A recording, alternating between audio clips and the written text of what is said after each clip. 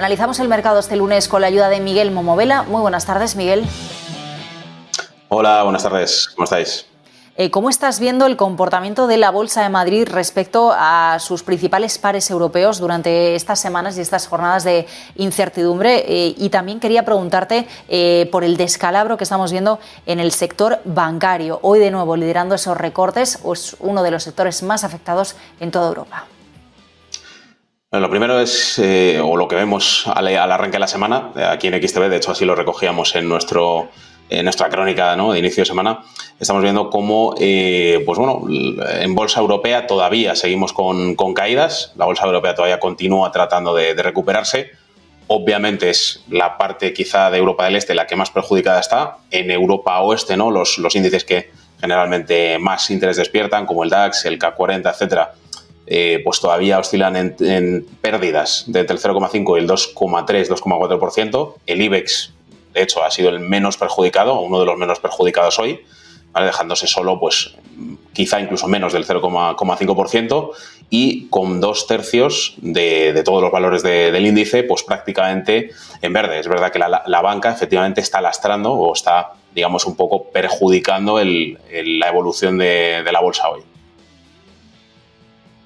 El sector bancario ha sido uno de los peores sectores que se ha comportado hoy en el IBEX 35. Sabadell, pues a la cola del selectivo español con una caída de más del 4,5%, pero sin embargo, del otro lado de la moneda, pues tenemos a Siemens Gamesa y a Solaria con subidas de doble dígito, superando el 10% en el caso de Solaria y el 14% en el caso de Siemens Gamesa. ¿Qué opinión te merecen, Miguel, estos dos comportamientos, estos dos movimientos, el de Solaria y el de Siemens Gamesa?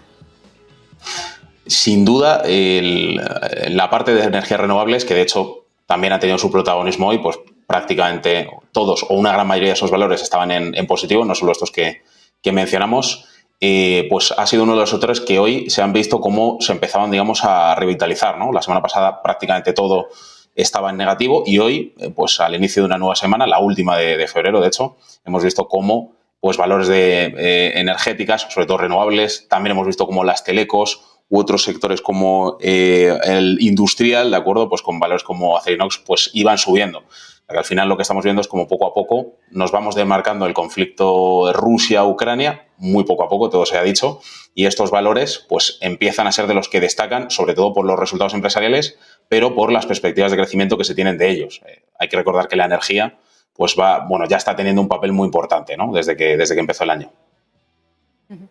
Miguel, ¿cómo ves la perspectiva para las materias primas? Estábamos pendientes de cómo va a seguir evolucionando el petróleo y los precios del gas en medio de esta crisis. Dos noticias a ese respecto. Por un lado, dice Valdis Dombrovskis que Bruselas no descarta vetar el gas dentro de esos paquetes de sanciones si la situación no mejora. Y por otro lado, la Agencia Internacional de la Energía reconociendo hoy que podrían tener que llevar a cabo la liberación de reservas estratégicas en Estados Unidos y algunos otros de los grandes productores.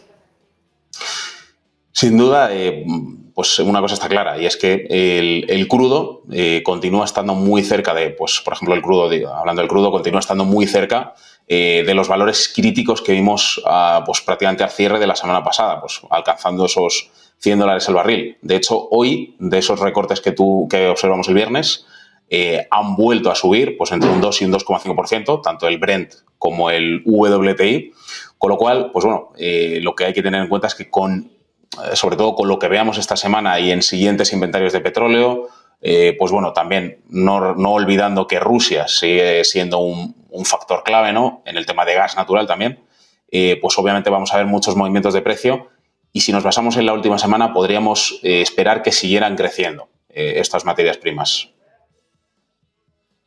¿Qué escenario ves como más probable, Miguel, en el caso del oro, teniendo en cuenta el bloqueo que han impuesto algunos países de Occidente al Banco Central de Rusia, que no podrá vender reservas en divisas extranjeras? ¿Podríamos esperar, por ejemplo, que el Banco Central de Rusia intentara tomar más posiciones en oro y que eso hiciera subir el precio de este activo?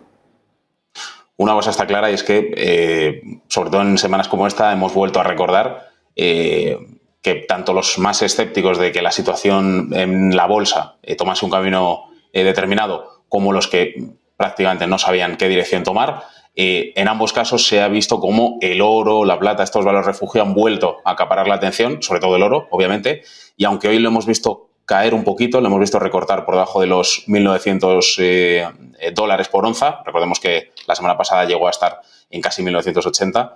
Todavía se están viendo más entradas que salidas de efectivo, con lo cual pues cabe pensar, ¿no?, que no solo Rusia, sino también pues el cómputo global o casi global de inversores pues podría seguir confiando en el oro, en la plata, hasta que la situación se estabilice un poquito más, ¿no? Todavía es pronto para alejarse de ese valor de confianza que puede ser el oro en estos momentos. Miguel, muchísimas gracias. Muy buenas tardes. Hasta mañana. Gracias a vosotras. Un saludo.